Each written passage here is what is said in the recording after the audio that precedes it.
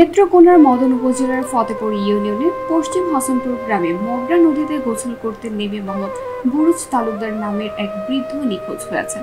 বুধবার ৩রা সেপ্টেম্বর দুপুর ২টা ৩০ এই ঘটনা ঘটে।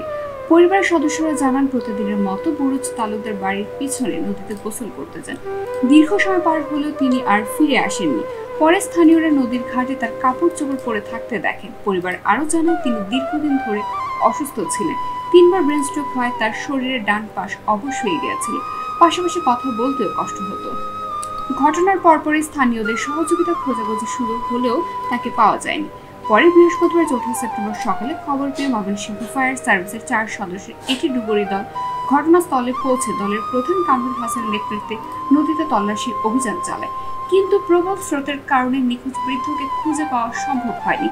ডুবুরি দলের প্রধান কামরুল হাসান বলেন, নদীতে স্রোত অনেক বেশি থাকায় নিখোঁজ ব্যক্তিকে উদ্ধার করতে বেগ পেতে হচ্ছে। ঘটনাস্থলে উপস্থিত মদন থানার এসআই হাশিম মিয়া বলেন, ঘটনার খবর পাওয়ার সঙ্গে সঙ্গে আমরা ঘটনাস্থলে পৌঁছায় ফায়ার সার্ভিসের সঙ্গে সমন্বয় করে তল্লাশির অভিযান চলছে। নিখোঁজ ব্যক্তিকে দ্রুত খুঁজে বের করার জন্য সব ধরনের সহযোগিতা করা হচ্ছে। যে লোক নিখোঁজ আছে উনি আপনার কি হয়? আমার বড় ভাই। আপনার বড় ভাই হয় না?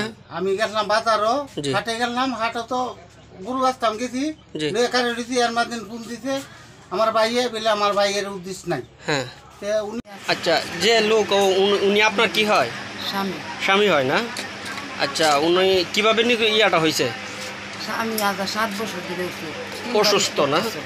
৩বার স্ট্রোক করছে, অনেলে 3বার হয়েছে। আচ্ছা, কথা কইতে আসছে না। হ্যাঁ, এইখানে ঘুরতে রয়েছে। আমি মিন্দি বাড়তেছি। আচ্ছা, আমি আইসি করোনায় আমি গেছি বাড়ি গেছি, বাড়ি গিয়েছে, বাড়ি গেলাম, বাড়িতে আমি আইসি দেখছি লুঙ্গি, আমি 4টে লুঙ্গি যেখানে বাস করে তুইছি লুঙ্গি দিই, একটা লুঙ্গি নেই। আচ্ছা, না গিয়ে যাবো আমি গাঙ্গের হার দিচ্ছি, দিয়ে গাঙ্গের হার লুঙ্গিটা আছে। গাঙ্গের ফারও লুঙ্গি আছে? ওনার পায়ে জুতা ছিল? না না।